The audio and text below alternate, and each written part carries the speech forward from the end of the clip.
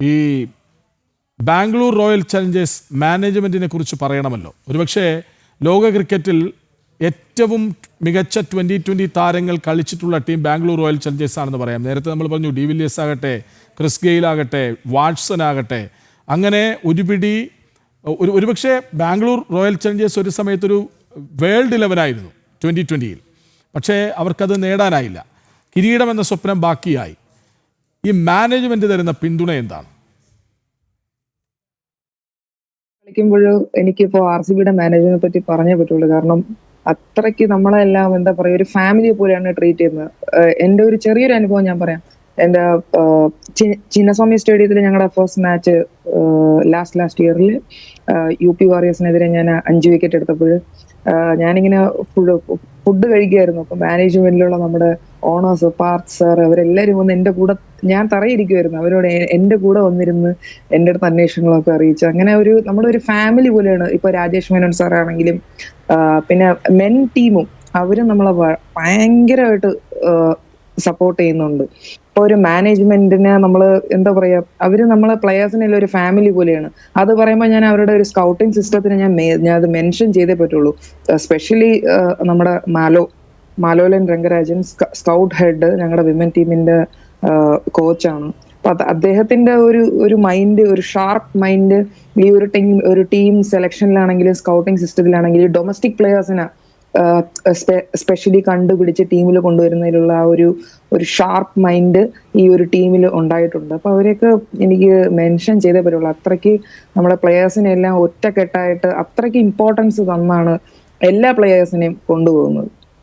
ശരി, ശ്രീ പി രംഗനാഥൻ, കോഹ്ലി എന്ന അഗ്രസീവ് പ്ലെയറും ശ്രേയസ് എന്ന കൂൾ ക്യാപ്റ്റനും തമ്മിലുള്ള പോരാട്ടമോ ഇന്നത്തേത്? അല്ല, T20യുടെ എല്ലാ ആവേശവും അല്ലെങ്കിൽ ആ ഒരു ഇന്നത്തെ ഫൈനലിൽ നമുക്ക് കാണാം. ഇവിടെ വിരാട് കോഹ്ലിക്കാണ് ഇന്ന് ഫോക്കസ് എന്ന് പറയാൻ കാരണം, ഇന്ന് ഇപ്പോൾ ബാലപ്പനും പറയുകയുണ്ടായി, പിന്നെ RCBയുടെ സ്വന്തം ആശയും പറയുകയുണ്ടായി, എല്ലാവരും ഫോക്കസ് ചെയ്യുന്നതും വിരാട് കോഹ്ലി കപ്പ് നേടണം എന്നുള്ളതാണ്. പക്ഷേ ഇന്നത്തെ ഒരു സമ്മർദ്ദം, അത് ഫൈനലിൻ്റെ സമ്മർദ്ദം നമുക്കൊരിക്കലും മാറ്റിക്കൂടാൻ സാധിക്കില്ല.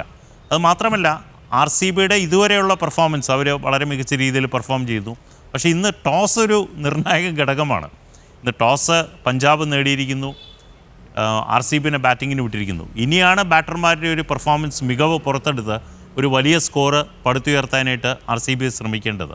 എന്നാൽ മാത്രമേ തൻ്റെ സ്വപ്നമായിട്ടുള്ള വിരാട് കോഹ്ലിക്ക് ആ കപ്പ് നേടാൻ സാധിക്കുകയുള്ളൂ. എത്ര വലിയ സ്കോറ്, കൂറ്റൻ സ്കോർ അടിച്ചാലും പിന്നീട് ചേസ് ചെയ്യുക പഞ്ചാബിൻ്റെ ബാറ്റർമാരെ, തുടക്കത്തിലെ തന്നെ ഹെസൽവുഡിനെ പോലെയുള്ള, ഭുവനേശ്വർ കുമാറിനെ പോലെയുള്ള ബോളർമാർ മികച്ച രീതിയിൽ പന്തെറിഞ്ഞ് ഒരു കിരീടം നേടാനായിട്ട് RCBക്ക് ഒരു കളമൊരുക്കണം.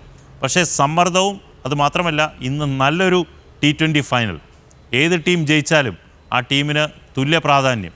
അത് രാജകുമാരനായാലും രാജാവായാലും അത് തീർച്ചയായിട്ടും ഇന്ന് IPLൻ്റെ ഒരു ആവേശം അത് ആ ഫൈനലിൽ നമുക്ക് കാണാൻ സാധിക്കുമെന്ന് തന്നെ പ്രതീക്ഷിക്കുന്നു. ശ്രീ പി ബാലേന്ദ്രൻ, നമ്മൾ ആര് ജയിക്കണമെന്നത് നമ്മുടെ ആഗ്രഹമാണ്. പക്ഷേ ആര് ജയിക്കാനാണ് സാധ്യത, എന്തുകൊണ്ട്? അല്ല, മത്സരത്തിൻ്റെ ഇപ്പോഴത്തെ തുടക്കത്തിൻ്റെ അഡ്വാൻറ്റേജ് വെച്ച് നോക്കിക്കഴിഞ്ഞാൽ പഞ്ചാബിന് ചെറിയൊരു അപ്പർ ഹാൻഡ് ഉണ്ട്. പറയാതിരിക്കാൻ പറ്റില്ല. കാരണം ഈ ടോസ് എന്നുള്ളത് ഈ വർഷത്തെ ടൂർണമെൻറ്റ് നോക്കിക്കഴിഞ്ഞാൽ അത് വളരെ ഒരു ക്രൂഷ്യൽ ഫാക്ടറായിട്ട് തന്നെ കണ്ടിട്ടുണ്ട് എല്ലാ മത്സരങ്ങളിലും. അപ്പോൾ അത് വെച്ച് നോക്കിക്കഴിഞ്ഞാൽ അങ്ങനെ ഒരു ഇനീഷ്യൽ അഡ്വാൻറ്റേജ് പഞ്ചാബിന് കിട്ടിയിട്ടുണ്ട്.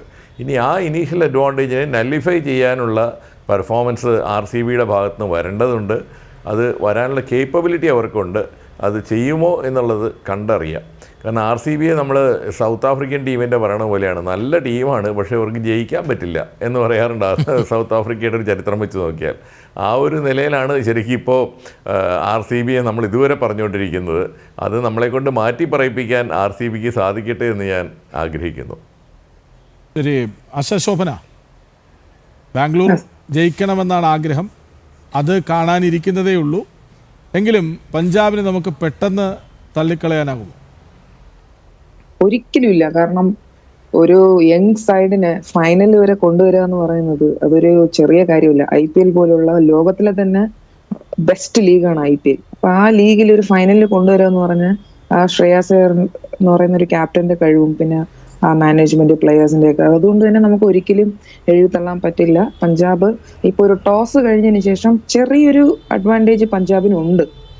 പക്ഷെ സ്റ്റിൽ ചേസിങ്ങിലാണെങ്കിൽ കൂടെ അവർക്ക് ഇനിഷ്യലി ഞാൻ നേരത്തെ പറഞ്ഞ പോലെ ന്യൂ ബോളിൽ അല്ലെങ്കിൽ ചിലപ്പോൾ ലെഗ് സ്പിന്നർ സുയാഷ് ശർമ്മ വന്ന് അങ്ങനെ 1-2 വിക്കറ്റ് ഒക്കെ പോയാൽ ചിലപ്പോൾ മൊമെന്റം RCBയുടെ ഭാഗത്തേക്ക് വരാൻ ചാൻസ് ഉണ്ട്.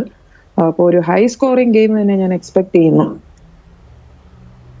യെസ്, ശ്രീ പി രംഗനാഥൻ, അങ്ങേക്ക് പറഞ്ഞ് അവസാനിപ്പിക്കാം. RCB ജയിക്കട്ടെ, വിരാട് കോഹ്ലിയുടെ ആഗ്രഹം സാധിക്കട്ടെ. അതാണ് കാരണം. വിരാട് കോഹ്ലി ആഗ്രഹിച്ചിരുന്ന 18 വർഷം കാത്തിരുന്ന് ബാലപ്പം പറഞ്ഞ പോലെ 18 വർഷം ഒരേ ടീമിന് വേണ്ടി കളിച്ച് കപ്പ് നേടാതെ ഇരുന്ന വിരാട് കോഹ്ലിക്ക്, രാജാവിന് ഈ കിരീടം നേടാൻ സാധിക്കട്ടെ.